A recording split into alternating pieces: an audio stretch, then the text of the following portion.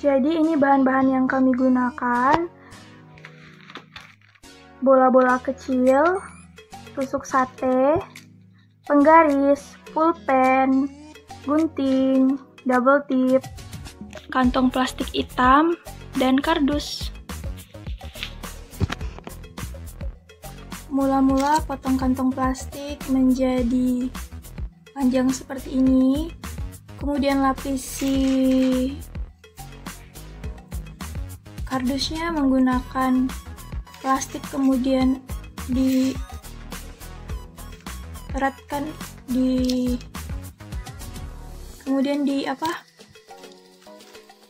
ditempelkan menggunakan double tip seperti ini.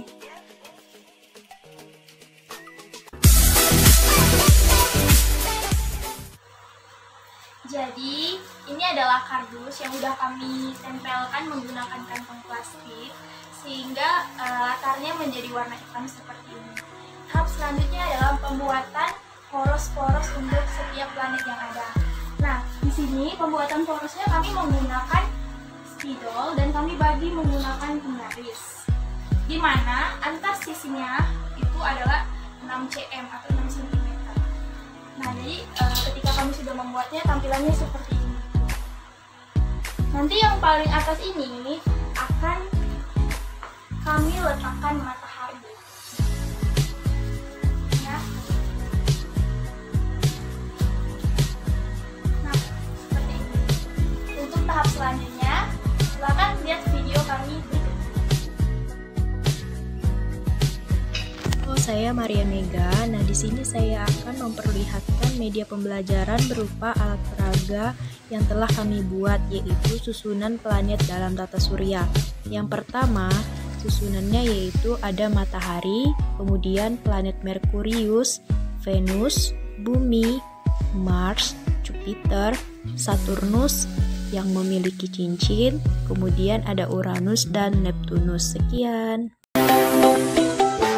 Nama saya Dinda Ermitiana. Kali ini saya bakal membuat sebuah video media pembelajaran beranimasi dengan menggunakan aplikasi KineMaster. Jadi video saya ini berbentuk animasi, mencontohkannya dengan siklus air sedang. Bagaimana sih cara membuatnya dengan menggunakan KineMaster? Mari ikuti saya.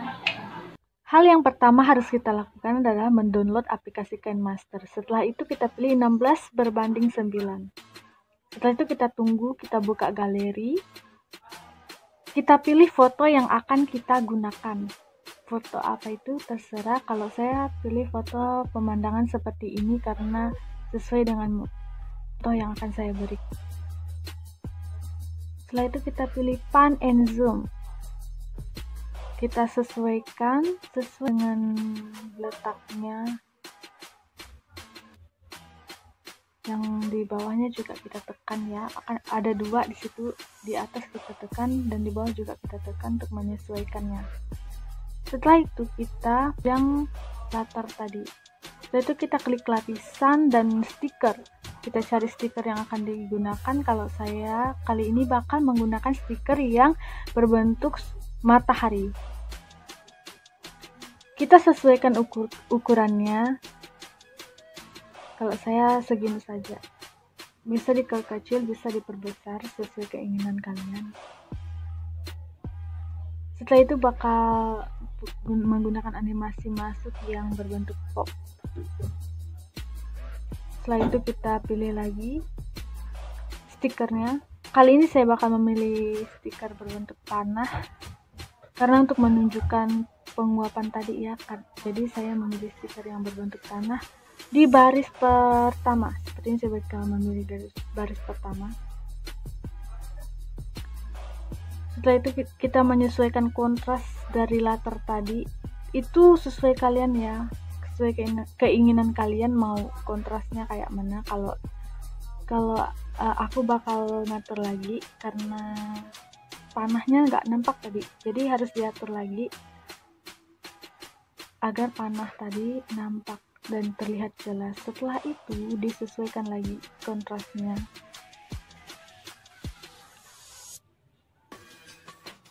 Atur panah tadi Kalau saya bakal lurus seperti ini, horizontal, karena menunjukkan penguapan air ke atas. Nah, lakukan sampai seterusnya, sampai banyak seperti ini panahnya. Setelah itu pilih lapisan lagi, stiker lagi, saya pilih stiker awan. Saya menggunakan stiker awan di sini. Lapisan lagi, stiker lagi, pilih lagi stiker. Saya pilih panah lagi, panah yang ada di baris ke-3 di bawahnya, di baris kedua. Geser, saya pilih animasi geser ke kanan, terus animasi keluarnya saya pilih yang memudar. Diatur lagi, diluruskan.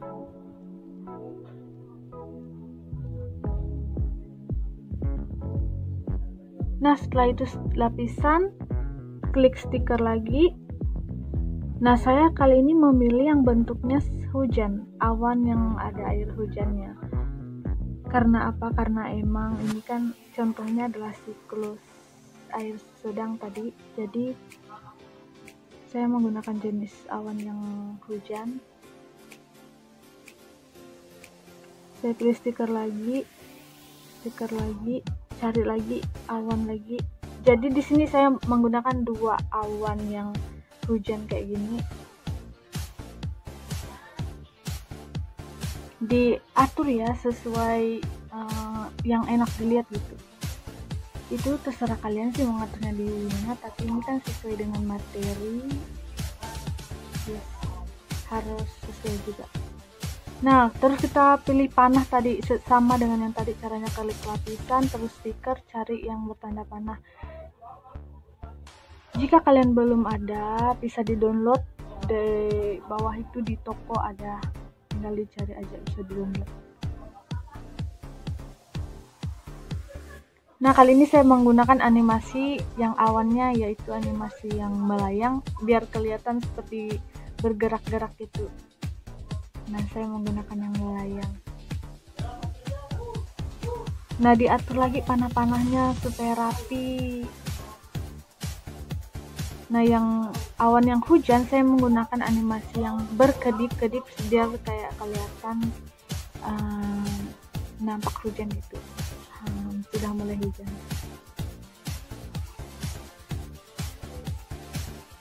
Nah, sebelum hujannya itu, saya mengubah kontrasnya menjadi seperti langit yang sedang mendung, karena biar lebih kelihatan kalau sudah mau hujan gitu. Jadi saya mengubah kontrasnya di penyesuaian, kita ubah kontrasnya tadi dengan yang langit mendung. Nanti akan saya ubah di langit mendung. Nah, sekarang kita klik stiker lagi. Setelah itu kita masuk stiker klasik. Seperti itu seterusnya. Untuk jika kalian ingin menambahkan objek seperti ini, kalian bisa cari di stiker atau bisa dengan memilih galeri kalian, tapi saya menggunakan stiker biar lebih gampang. Nah, jika kalian ingin mendapatkan objek seperti itu yang ini, kalian bisa seperti tadi, lapisan. Setelah itu klik stiker, klik lapisan terlebih dahulu. Setelah itu stiker, cari stikernya yang mana yang cocok. Untuk teks itu, stiker yang saya gunakan ini adalah untuk menulis teks di dalamnya.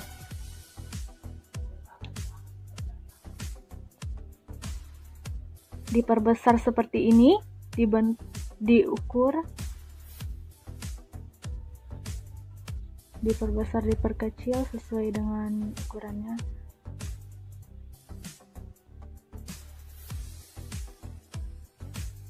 Nah, jadi seperti ini.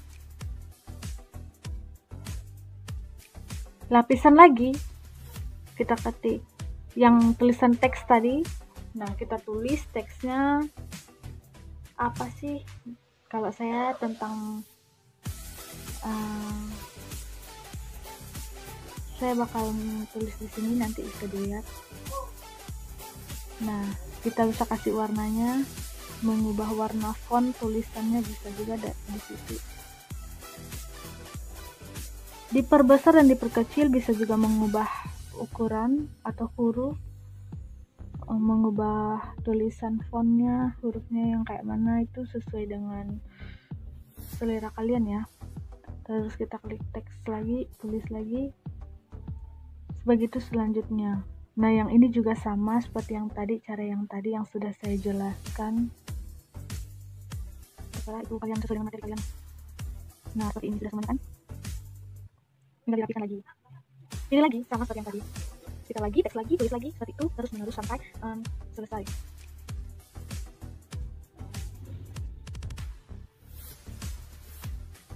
Nah, yang ini yang saya maksud. Yang saya maksud dengan kontrasnya bisa diubah. Nah, saya mengubahnya menjadi seperti mendung, seperti tidak hujan. Nah, pilih stiker lagi. Saya pilih stiker yang berbentuk seperti ini untuk menulis materi yang selanjutnya yang terakhir. Diperbesar seperti ini. Sesuai dengan ukuran tulisan yang ingin kalian masukkan. Teks lagi, tulis lagi materinya. Nah, ini ukuran fontnya atau jenis fontnya, jenis hurufnya yang digunakan. Nah, ini warnanya atau warna apa? Kayaknya saya pilih warna biru ya, karena dia nampak juga dengan. Biar saya akan jelas ini.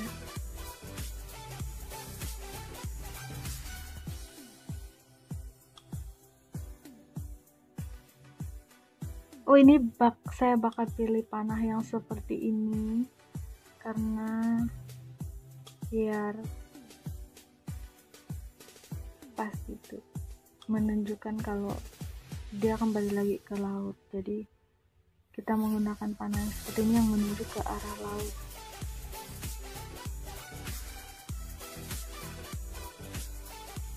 Nah, disesuaikan.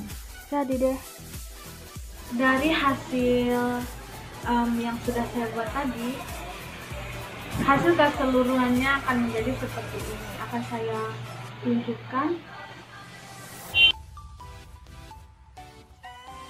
Nah, yang pertama itu matahari menyinari permukaan bumi termasuk sumber-sumber air sehingga terjadi penguapan.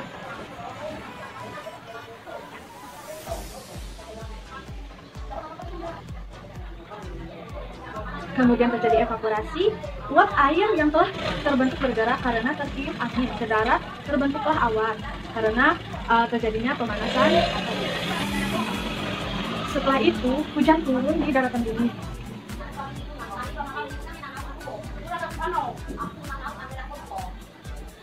Hujan yang turun ke daratan mengalir ke sungai dan akan kembali lagi ke laut untuk kembali mengalami siklus hidrologi. Jadi air yang tadi akan kembali ke lautan. Sekian dari video pembelajaran yang telah saya buat tentang media pembelajaran. Sekian dan terima kasih. Sampai jumpa.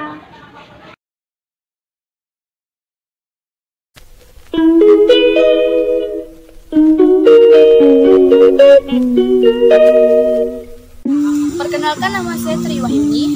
Kali ini saya akan menjelaskan tentang siklus hidrologi. Siklus hidrologi sendiri mempunyai beberapa tahapan. Yang pertama ada evaporasi, kondensasi, transpirasi, evapotranspirasi, adveksi, presipitasi, runoff, dan infiltrasi. Yang pertama ada evaporasi. Evaporasi sendiri adalah istilah lain dari penguapan. Penguapan dalam siklus hidrologi berasal dari air yang berada di permukaan bumi. Penguapan terjadi karena adanya sinar matahari yang mengubah air menjadi uap air berupa gas yang kemudian disebut awan. Kedua ada kondensasi.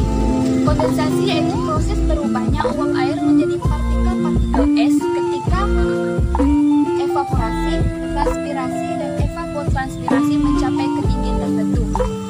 Yang ketiga ada transpirasi. Transpirasi yaitu penguapan yang berasal dari makhluk hidup. Yang keempat ada evapotranspirasi. Evapotranspirasi adalah penguapan secara keseluruhan baik yang ada di permukaan bumi, tanah maupun makhluk hidup. Yang kelima ada adveksi. Adveksi yaitu perpindahan awan dari satu titik ke titik lain secara horizontal. Jadi, setelah partikel-partikel es tadi membentuk awan, awan tersebut berubah menjadi hitam dan gelap. Awan tersebut pindah karena adanya angin atau tekanan udara. Yang keenam ada presipitasi. Presipitasi yaitu proses mencarinya awan. Awan akan menjadi hitam dan gelap yang kemudian akan jatuh ke permukaan bumi dan menjadi hujan. Yang ketujuh ada runoff. Runoff yaitu proses pergerakan air dari tempat tinggi ke tempat rendah melalui saluran tertentu. Air tersebut kemudian akan kembali ke laut dan menuju lapisan hidrosfer. Terakhir ada infiltrasi. Infiltrasi terjadi ketika air yang berada di permukaan bumi tidak semuanya mengalir dan mengalami runoff. Air tersebut akan masuk ke dalam pori-pori tanah, merembes, dan kemudian terakumulasi menjadi air tanah. Sekian tadi pemaparan tentang siklus hidrologi dari saya. Semoga bermanfaat.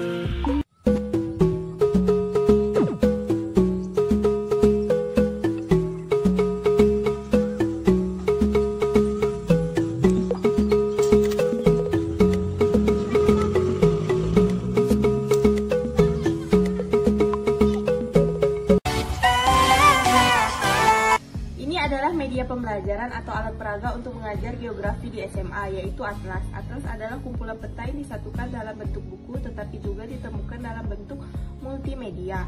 Nah, fungsi atlas membantu melihat letak suatu tempat.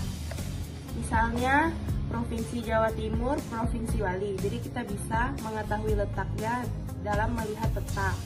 Terus praktis dibawa kemana-mana karena berbentuk buku. Dan mampu memberi informasi secara lebih rinci dengan bagian-bagian di dalamnya. Halo semuanya, perkenalkan nama saya Angela Ervina Enderjanti dari Prodi Pendidikan Geografi Fakultas Keguruan dan Ilmu Pendidikan Universitas Tanjung Pura Pontianak. Kali ini saya akan mengajarkan kalian bagaimana cara membuat bumi atau globe. Apa itu bumi? Bumi adalah planet ketiga dari matahari yang merupakan planet terpadat dan terbesar kelima dari 8 planet dalam sistem tata surya. Bumi sering disebut dengan dunia atau planet biru. Bumi tempat kita tinggal. Nah, oke. Ayo kita buat buminya sekarang. Let's go!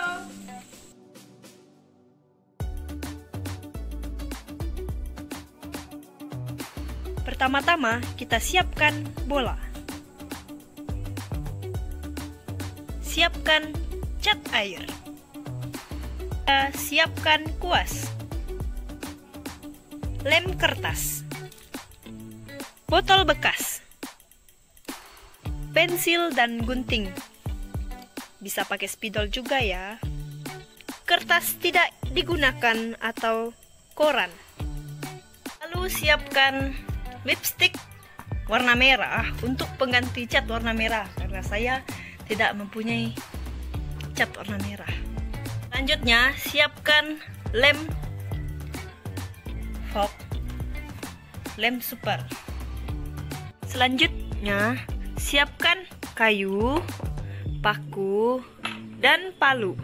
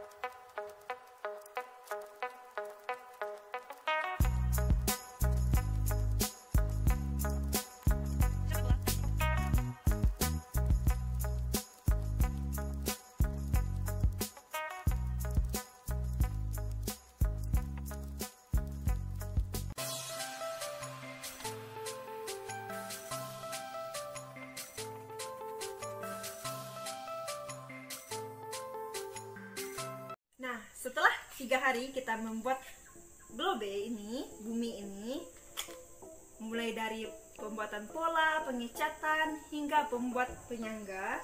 Nah, kalian pasti bertanya-tanya, apa sih itu globe? Globe merupakan gambaran bumi yang diperkecil dengan bentuk yang hampir sama dengan bentuk bumi. Nah, setelah kita mempelajari apa itu globe, terus manfaatnya apa ya? Nah, ini manfaatnya. Yang pertama, menunjukkan bentuk bumi yang benar dan memperlihatkan pembentukannya secara utuh.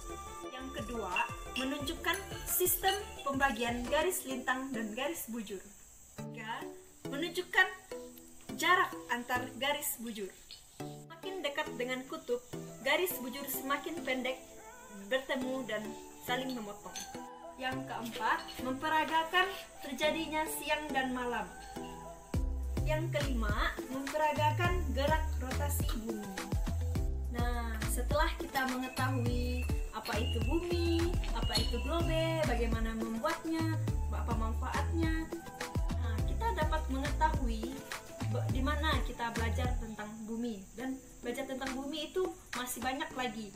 Bisa kita cari di internet, di buku, di media-media yang lain, supaya kita mengetahui apa itu bumi, apa yang ada di dalam bumi. Oke, aku harap video-video tadi dapat bermanfaat bagi kita semua. Sampai jumpa kembali. Bye-bye.